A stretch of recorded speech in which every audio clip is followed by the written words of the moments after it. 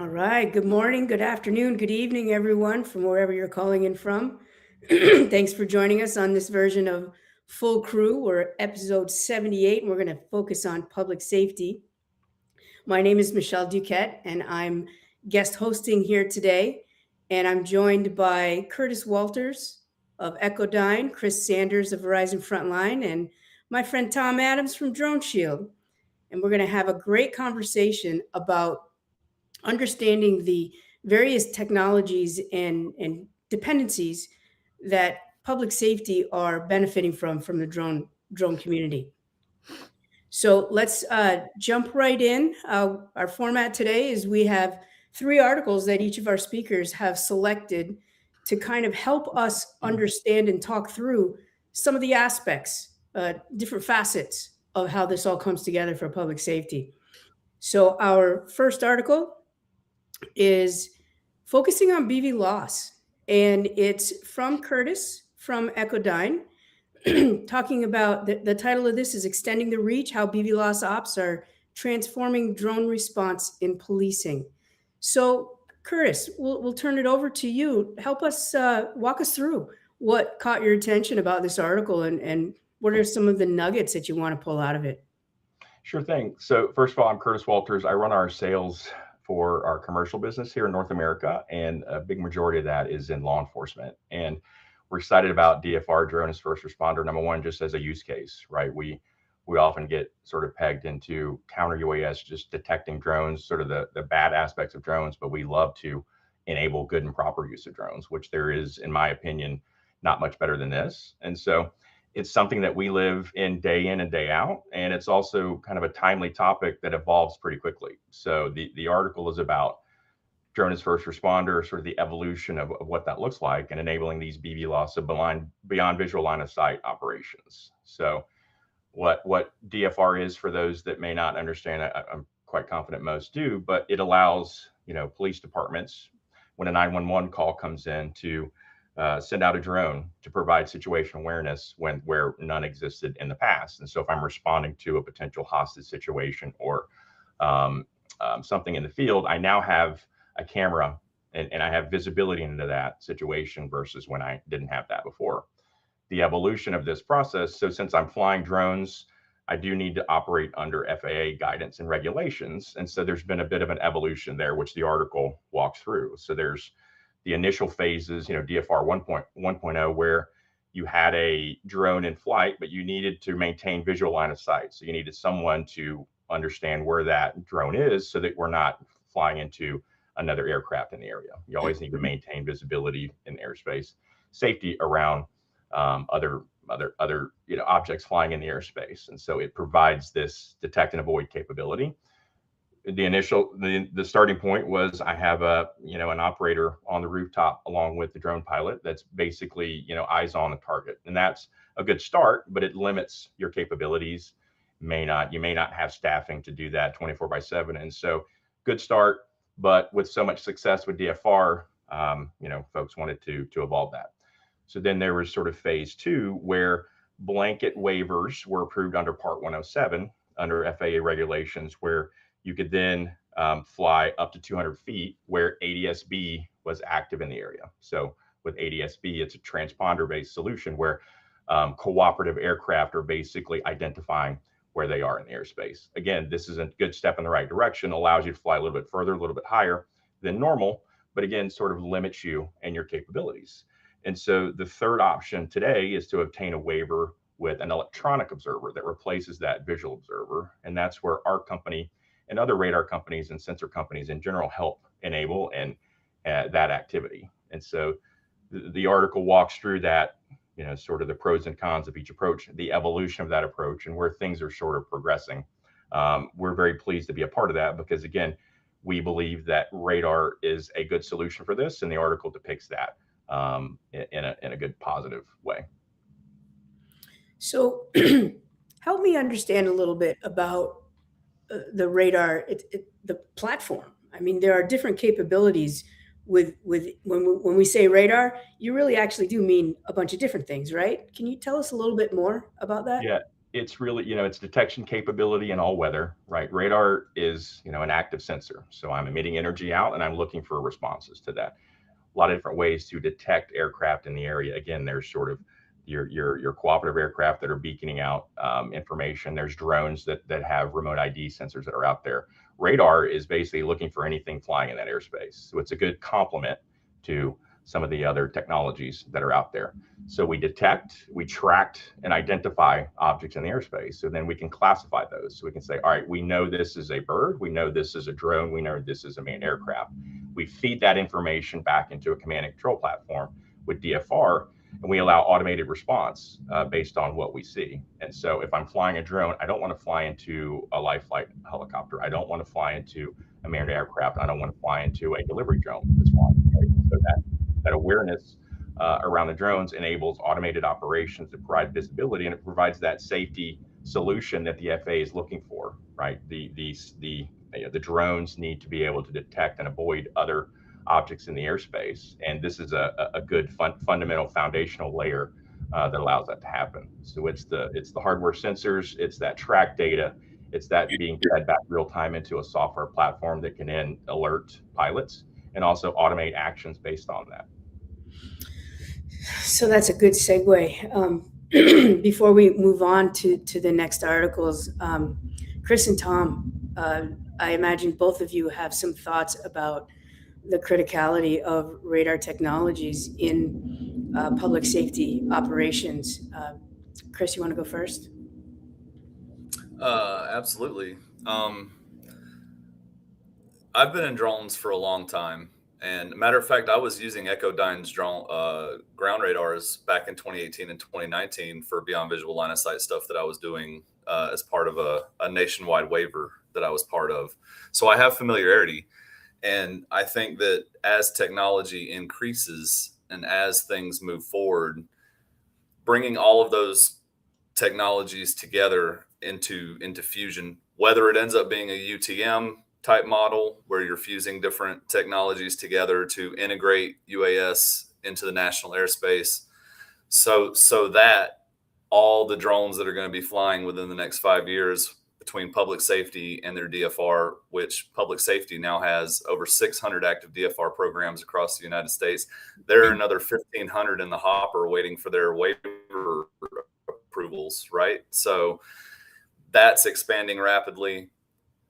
Drone delivery is expanding rapidly. So airspace is going to get dense real quick. So technology and regulation have to work together really well to enable a lot of that, right? So as all of that moves forward and all of these technologies start to come together, layering them in a way that they interoperate with each other, that they increase safety and efficiency and reduce stress load on RPICs who in some situations now out in the field are having to look at 2 and 3 different screens to fuse data together in their head.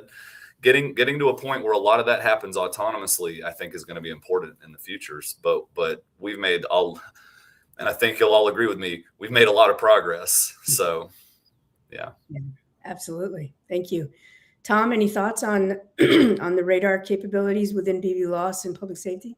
Yeah, absolutely. I'll kind of make a general statement. I think one of the early lessons that I learned on the operational side for counter UAS when I was previously with the FBI's counter drone team is that at its core, airspace awareness is one of the key components of not only to be able to detect drones if you're doing a traditional counter UAS mission, but this ultimately becomes an airspace awareness mission. I've told a lot of people this story over the years, but one of the first big SEER 1 like high level events that I was part of protecting, we had a lot of airspace awareness challenges because this is a relatively new mission in the homeland, and certainly in a homeland security context, things a little bit different. But we had a planet and aircraft and authorized technologies that were misidentified as drones. So I've always used the term airspace awareness. And when I say airspace awareness, I'm talking about knowledge of everything that's in the low-level airspace, whether it be other traditional crewed aircraft, whether it be low-level Earth orbit satellites like the International Space Station or other satellites that could be misidentified as things in the airspace, and then also things like celestial bodies. I downloaded an application so that I could deconflict people seeing things in the sky. So I think it highlights the fact that at its core, whether it's for BB loss or for counter UAS, the core pieces of technology are deconflicting the airspace and providing airspace awareness for situational awareness, whether it's for BB loss or deconflicting the airspace for that counter UAS security mission. Absolutely. Whenever you say airspace awareness, and all of you have kind of come around this from different lenses, but the FAA has an objective of electronic conspicuity, where we know that forever, as long as I can remember, general aviation has been really hard to quantify general aviation operations, numbers of operations when they're flying VFR. And what we're introducing here, I think it's important for everybody to recognize that this technology, even though we're talking about it within the context of public safety and perhaps counter UAS, but mostly situational awareness, is going to lead us to that electronic conspicuity broader umbrella definition that is going to be helpful for all airspace users of the low altitude environment. So it's super important, Curtis, the radar technology that is the fundamental enabler of being able to detect whatever the traffic is, whatever the object is, it's foundational. You have any other closing thoughts? I'm glad you brought up electronic conspicuity, because it's a frequently used term these days, and it doesn't roll off my tongue just yet, but I mean it's pretty simple, right? Every aircraft has to be able to detect and be detected in that low altitude airspace. ADS-B and remote ID are great for the be detected side of things, but it's cooperative traffic. So radar enables the other side of that, right? It's everything else that's in the airspace. Independently detects day or night, doesn't get tired, doesn't go off shift, right? So this enables the operation and extends the capabilities, again, which DFR, I believe, I'd love to see it proliferate everywhere, and we hope to be a part of that, whether it's our solution or others. And then, maybe pie in the sky down the road, right up your alley, right? Maybe this becomes shared infrastructure for both sides of the house, counter UAS, for delivery companies, right? To just enable visibility. Now I know friend versus foe. I know exactly what's flying in the airspace, so that we have good and proper usage. We have customers doing very cool things on the the good actors with drones, and we want to extend that. And so hopefully that gets baked in. We haven't talked about legislation. We operate under waivers today with Part 107, with Part 108 forthcoming. Hopefully this just gets sort of baked in. So now we're not having to go through the waiver process. And now we have more, streamlined types of activity, types of sensors, some firm settings where we can go in and say, all right, now if I have this type of solution, I have this type of data, it becomes much more simpler to, create and expand a BB loss or a DFR program, so that I can move more quickly versus have to wait and interact on this waiver process. Yeah, I couldn't agree more. Having it become part of the infrastructure so that it's a given, so that my favorite word, interoperability, is it's spread out across all of the users. It doesn't matter what the mission is at that point.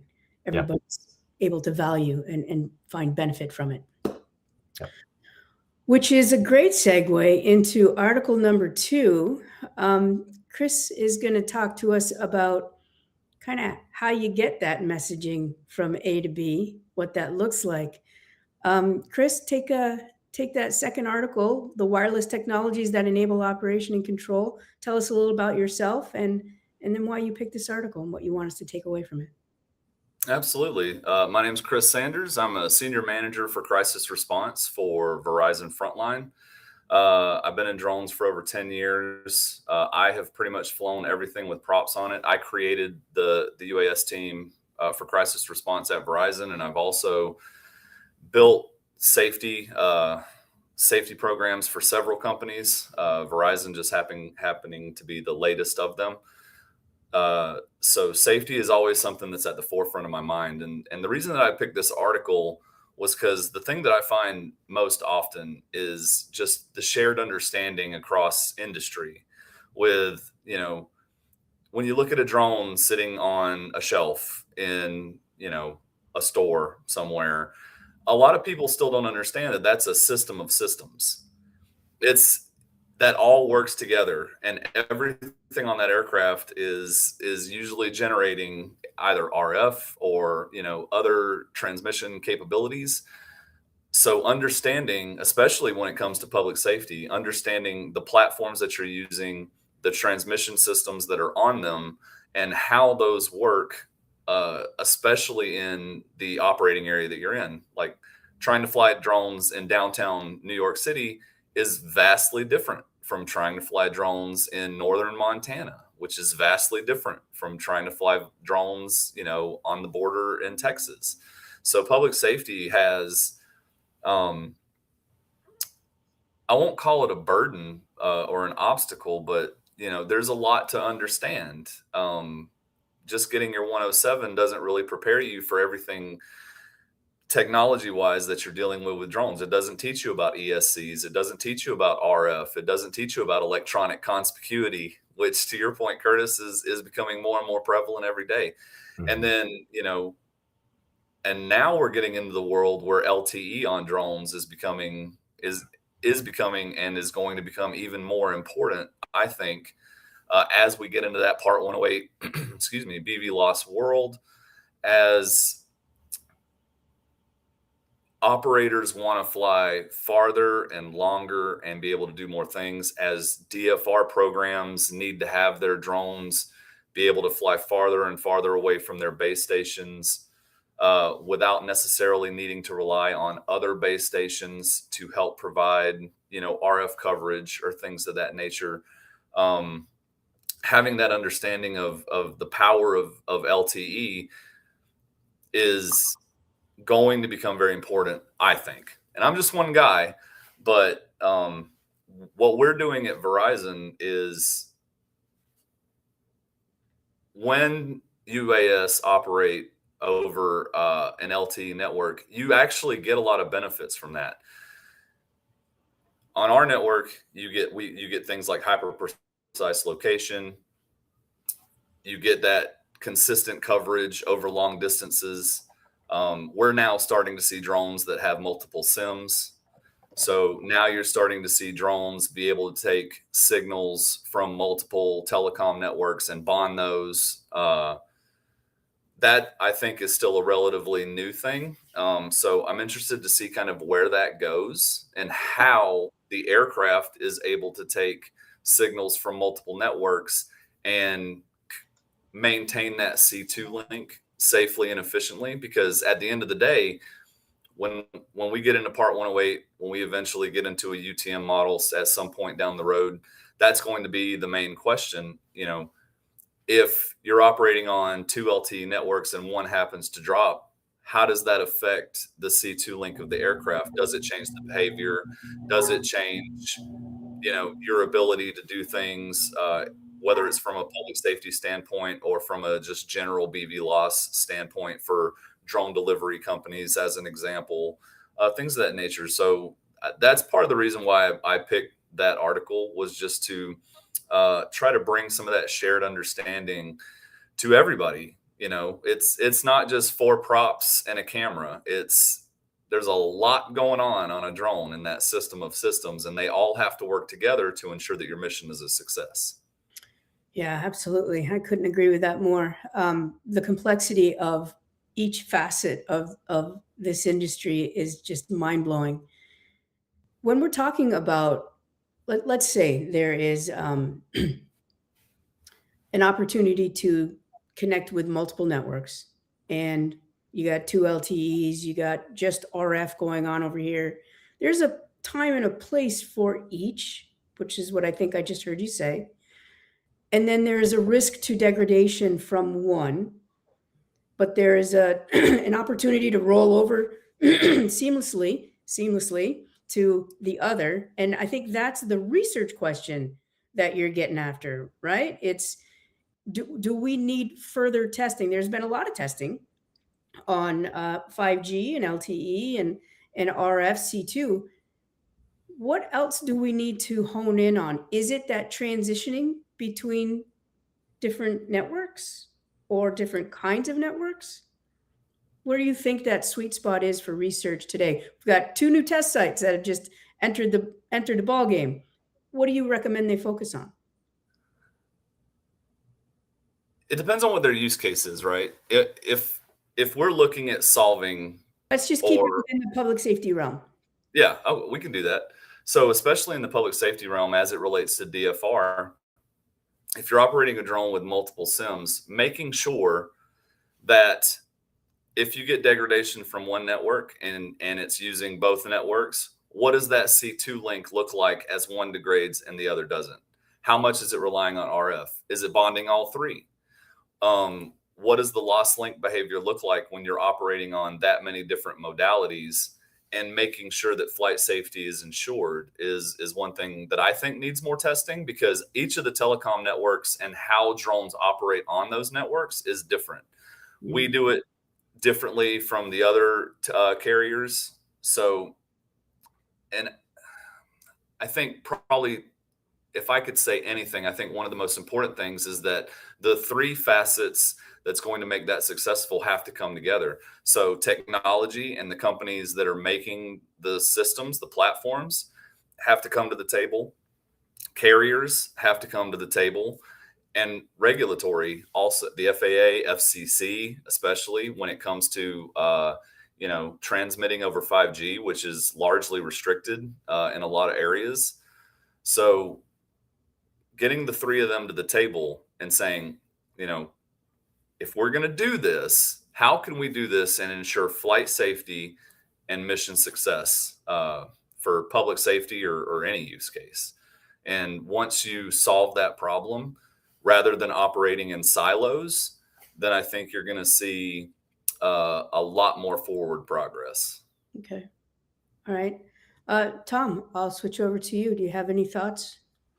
Yeah, I have a lot of thoughts. I look at all this from a different lens, quite a different lens, actually. I'm a big drone advocate. I love how drones are being used for public safety, for inspection of critical infrastructure and such. And part of the infrastructure or the capabilities of drones that enables these beyond visual line of sight drone activities are, the safety and security of those operations, deconfliction, making sure you have connections. And so you see these technologies come up where you have multiple ways in which drones can communicate and be controlled, and it's fascinating. So that enables that's safe and secure communications to enable these secure links and such. From my standpoint, I look at this as a challenge for us. Those things that enable those beyond visual line of sight drone activities with the C2 links also makes the counter UAS challenge all that tougher. So I've been in the kind of the drone side of things for getting close to 10 years now, and have learned a lot about drones over the years. And there's a lot of different aspects about drones. You have, rotors, motors, telemetry, and all these different components of a drone that enable these flights. The thing that is most crucial for counter UAS, and a lot of people get really overwhelmed with the fact that you got to learn about drones and counter drone stuff. The most crucial aspect of a drone that's going to determine how you detect and defend against drones are the ways in which drones navigate through the airspace. Mm-hmm. So if you have a drone that's switching between different links, whether it's 2.4, 5.8, 9.15, LTE, or whatever the case may be, that makes it challenging for RF detection systems to keep up and to be able to detect and determine links that might be C2 links for a drone. On Friday, Don posted an article about L-band being used as a drone C2 link. And so that just kind of really makes a challenge, but also highlights how important radar ends up being as a tool, because no matter what RF link or method that they're using to communicate, if it's RF based, that radar has the ability to physically detect that drone. But this just kind of goes to show you why you have to have a layered approach for both detection and defeat. And I know this has nothing to do with what Chris does, but I just look at it from a different lens. It's fascinating. So those of you that are trying to learn a lot about drones and how it impacts your counter UAS mission, pay attention to how these drones communicate and navigate through the airspace. It may be via RF, or it may not be via RF at all. So that's why there's always going to be a layered approach for the detection and defeat, which I'm sure we'll go into a little bit more. Excellent. And if I may add, as drones start to operate on LTE networks, you get a lot more information, right? Which could help towards that detection approach, because when we're operating on an LTE network, a lot of the testing that we're doing, not only do you see the aircraft, you can have networked remote ID, you can integrate all that into ADSB in the system for NAS integration. You can see where the pilot is, things of that nature. So my hope is that as operating over LTE networks becomes a little more prevalent, it hopefully solves some of those problems that you're pointing out, because I think they're crucial as well. Like I know the world that you operate in, right? And the challenges that you see every day. Like just trying to detect cooperative drones is challenging enough. When you get into the uncooperative world, we got to solve some issues, and quickly. Yeah. So let's kick that over to Curtis, because that's his world right there. So Curtis, we're hearing about another aspect of infrastructure. In my mind, having secure C2 is definitely a needed part of the infrastructure. How does what's your perspective on this other element?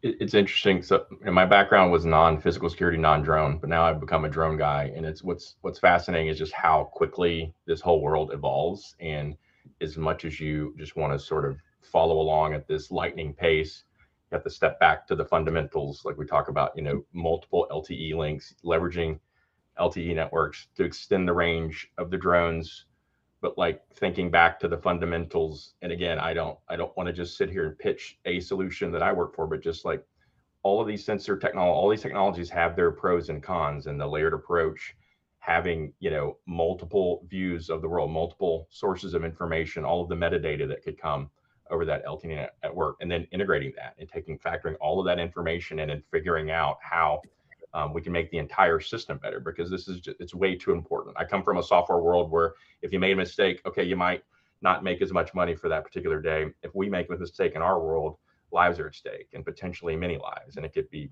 a catastrophe. And so, what I preach to my team and what my company preaches to me, it's great. It's like we just want to be part of the ecosystem. We want to make the system better. We want to be a good fundamental part of that alongside all of the others in this space, and whatever we can do to sort of enable this fast movement.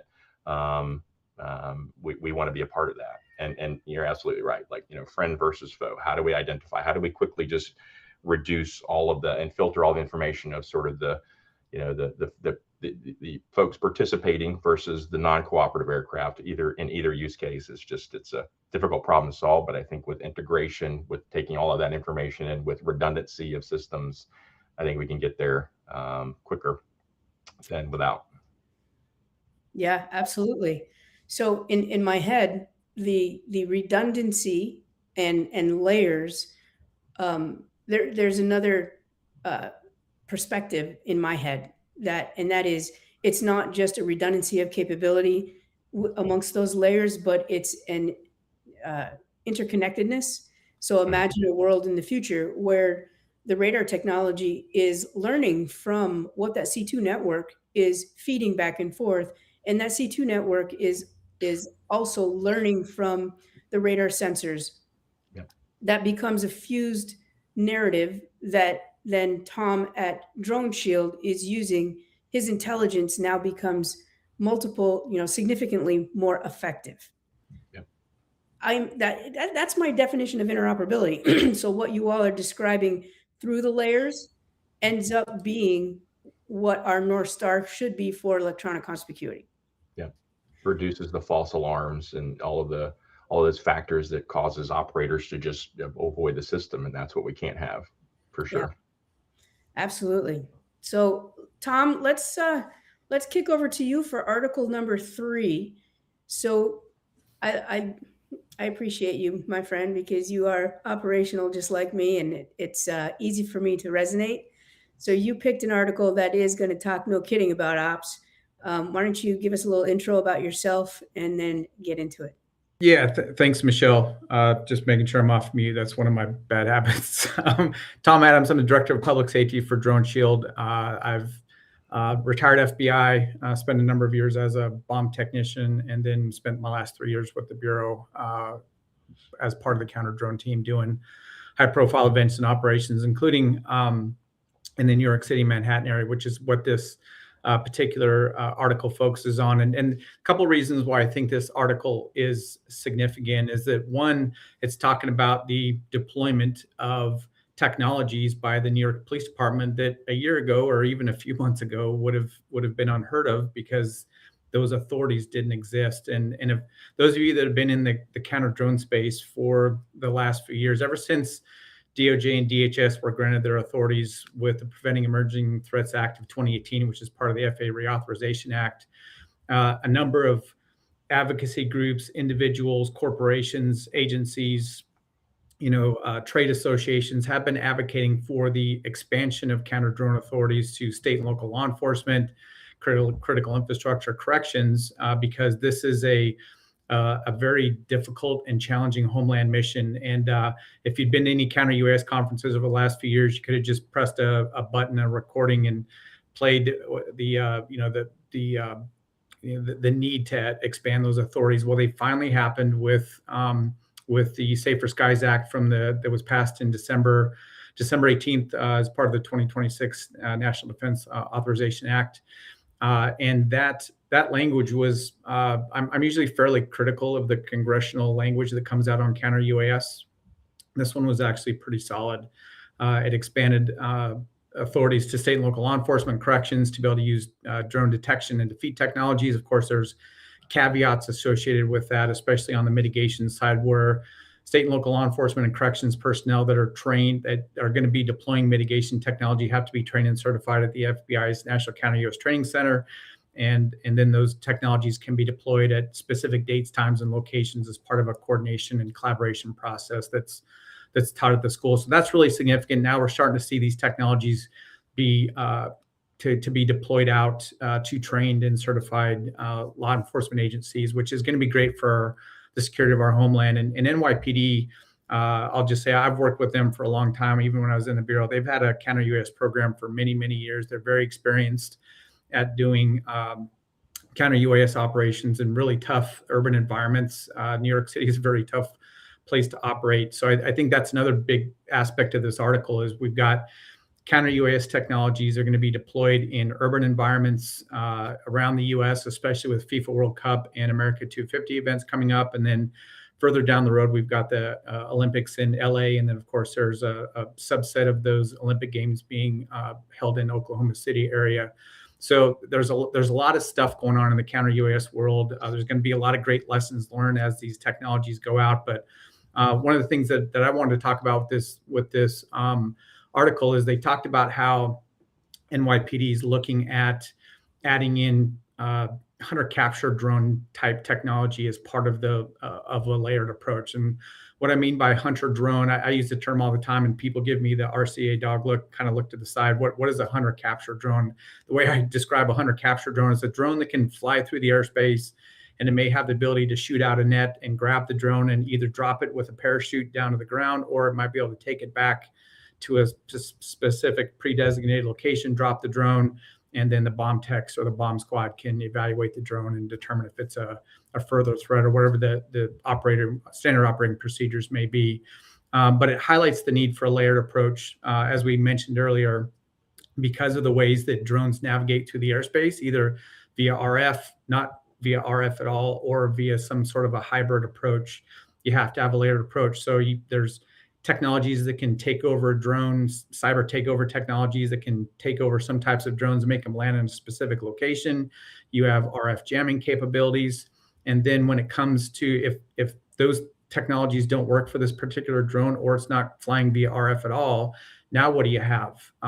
Kinetic options are the next logical approach, but how do you deploy those types of technologies in urban environments where you are trying not to do more harm to the critical infrastructure and people that you're trying to protect? And so some of these hunter capture technologies give you a lower risk. There's no such thing as no risk drone mitigation, but it gives you a lower risk kinetic option to be able to remove those assessed from the sky. So it's just another layer as part of that layered approach for defeating drones. So I think it's really significant that we're starting to see this deployed widespread. I think there's going to be a lot of lessons learned come post FIFA when after these technologies are widely deployed for probably close to dozens and dozens, almost up to I think we're going to have 78 FIFA World Cup games in the U.S. and then there's I think 13 each in Canada and Mexico. But there's going to be a lot of really good lessons learned that I'm looking forward to hearing after FIFA. These conversations are so important, and I really appreciate the three of you coming together to help us talk through the aspects through your lenses. So, we're able to have these conversations because shows like this have sponsors. So let's give a quick shout out to Echodyne. Thank you, Curtis, Carasoft, and Teal for enabling us to even come together and have these conversations. Tom, you're focusing on NYPD, and I love that example because it's one of the most dense ground environments that we have, and the challenges that it brings for us in the drone community has a whole lot of noise. So, yeah. Sorry? No, go ahead, Michelle. I'm sorry. Yeah. So I want to kind of dig into that just a little bit as we wrap up our session here. How would we recommend, and I'm going to go to both Chris and Curtis, how would we recommend those decision makers in the NYPD decision tree to think about these different technologies, knowing that you have such a dense environment with so much ground clutter, ground noise, air clutter, air noise, disruptions? Let's talk a little bit about advice that you need to give them through your lenses to help them be more successful more quickly. And Curtis, I'll start with you. Sure. For those types of environments, I mean, we spend a lot of time in those types of environments, and I'd say, every environment is different. We were referring to flying in New York City is much different than Montana, and so deploying these types of solutions is also much different. So I would say ask for multiple opinions. Look for folks that are really truly experienced in these areas versus somebody trying to sell you a product. Because spec sheets will tell you one story, but really digging in and doing a site walk and understanding the depths of these layers. So multi-layers, definitely. Within those layers, really understanding what the capabilities are. From our lens, from a radar perspective, what is the accuracy? What is the clutter masking capability? What are the antenna elements that are potentially involved, and how can I differentiate, target, separate within these types of environments, and really sort of peeling the onion off. And Tom brings a lot of expertise here because he's done it in his past. So folks like that, third-party resources, the folks like the team at Virginia Tech, these conversations, like you said, are so important, and educating yourselves up front and really doing the due diligence versus trusting the opinion of maybe a sensor vendor or something. Don't just trust my opinion as someone coming in from Echodyne. Talk to multiple resources, talk to folks who have the expertise, talk to third parties who have sort of tested these various solutions in different types of environments, right? With radar, humidity may impact visibility. It's not just the harsh weather conditions. And so there's a lot of factors. There's a lot to this. We don't expect everyone to be an expert in all levels. So leverage third parties, do your due diligence, educate yourselves here, but also trust these folks that have had the experience in the past and are representing multiple solutions versus just trying to, squeeze a square peg into a round hole. Yeah, agreed. Chris?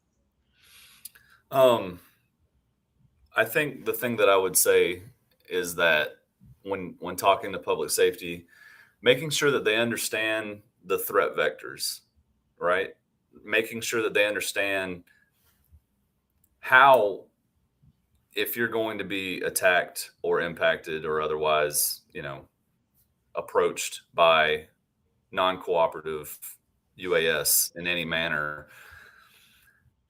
making sure that you have the right technologies that enable your decision making. Because the reality is that if there was a bad actor who was going to try to do something, how much time do you have to actually make a decision?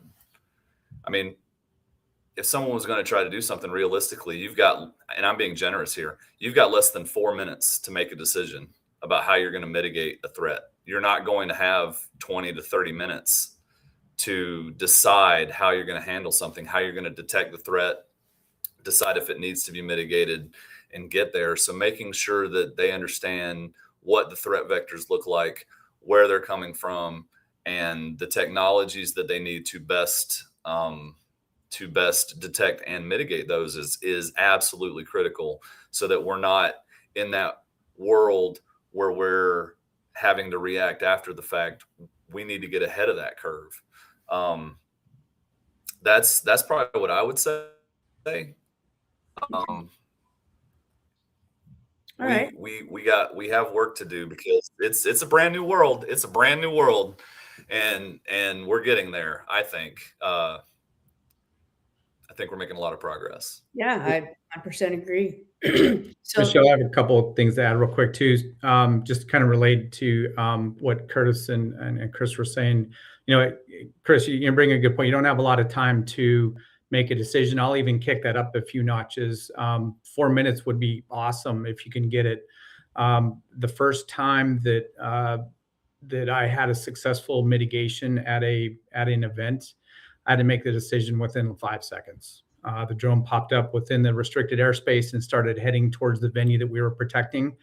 I didn't have a lot of time to have a conversation about it, and we just had to make a decision right on the spot. And if I would have waited a few more seconds, that solution might not have been available. So it's something where all that sensor information, whether it's from your RF camera, radar, combination of the above, all integrated into one dot on the map capabilities, becomes really important. Then having a layered approach is part of that too.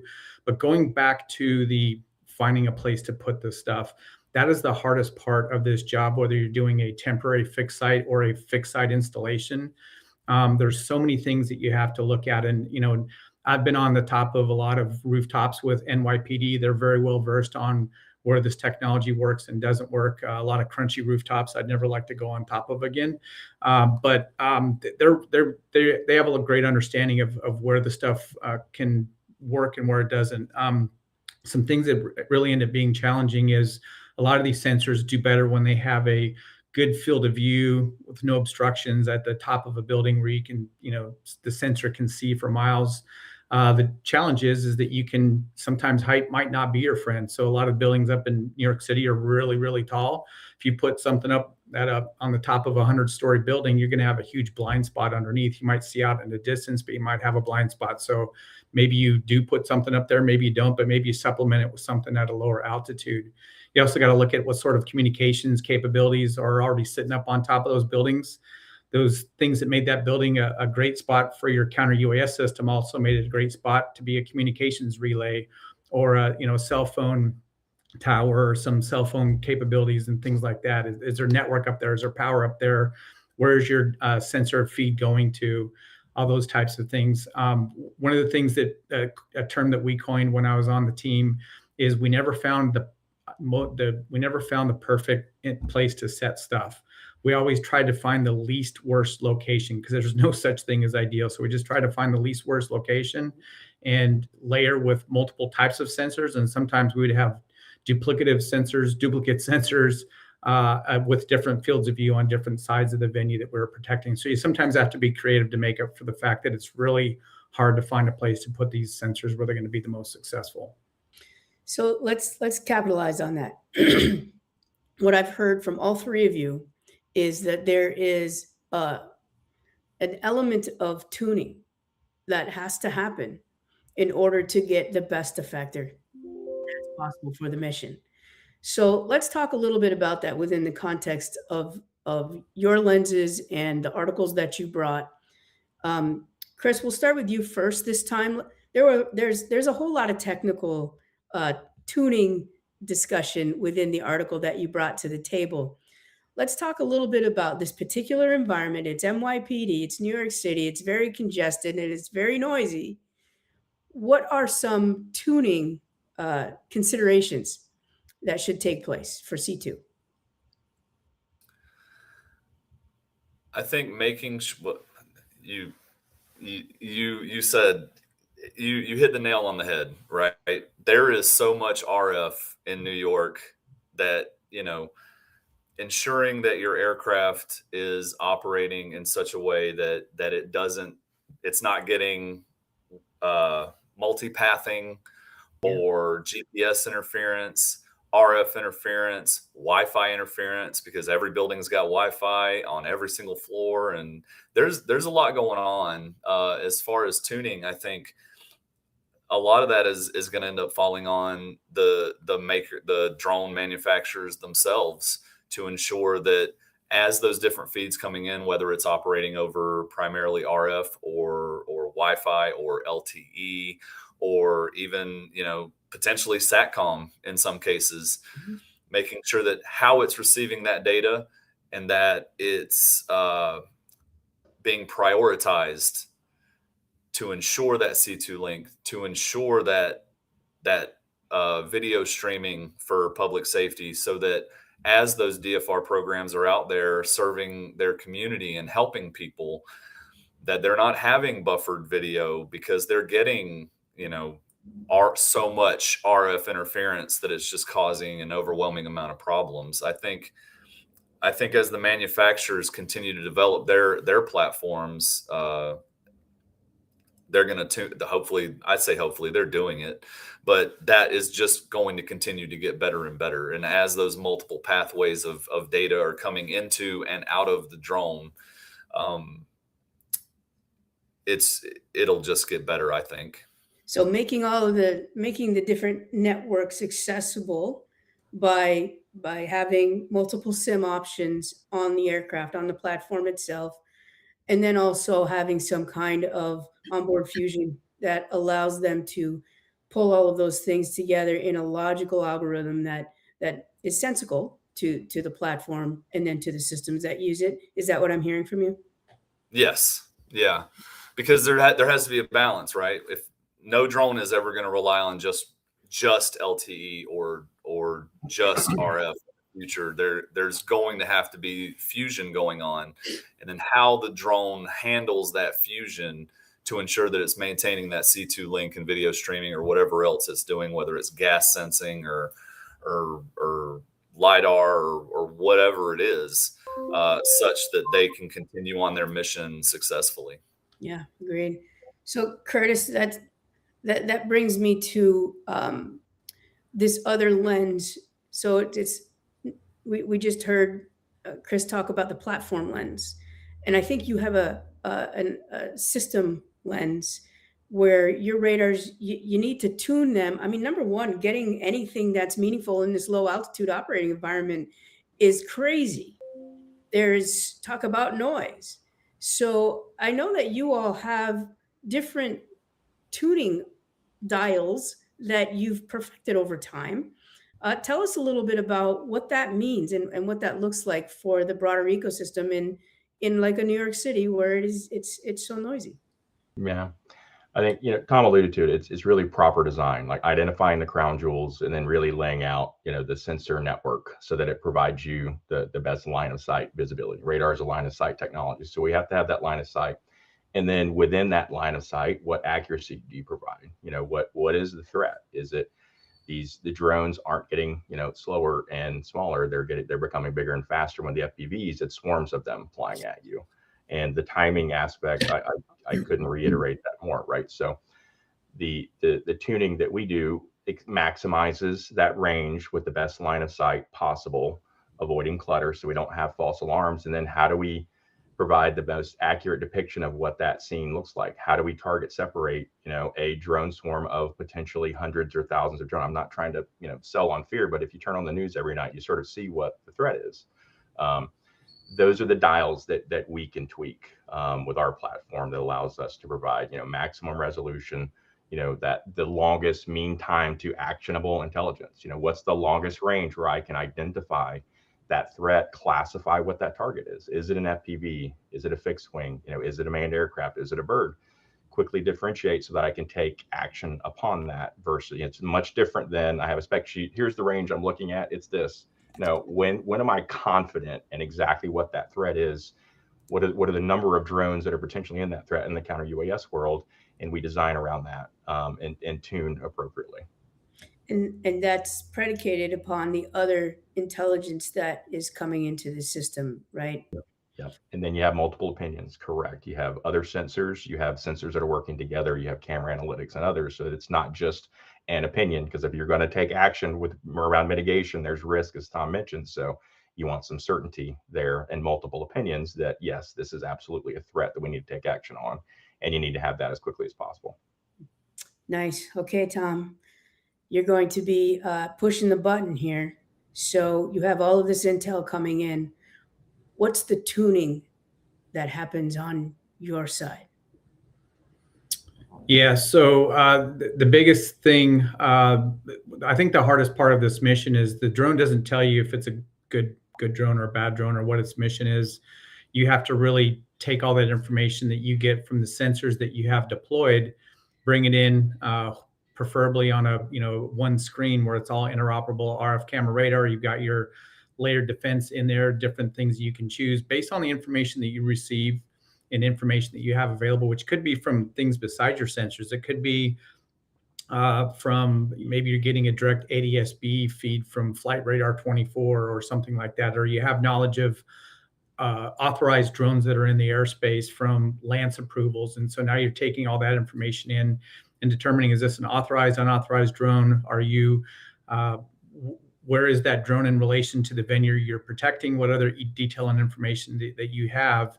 And that's what you're really doing. You're trying to bring all this information together so that you can make an informed decision. But then the other thing that you've got to realize too is, which is why the National Counter UAS Training Center exists, is that you're pressing that proverbial red button may not always be your approach. It may be sending a ground intercept team because that drone's not an immediate threat to what you're trying to protect. Or if you are going to take an action based on the information that you've gathered and assess it as a threat, what systems you use and what are the potential impacts of using that system?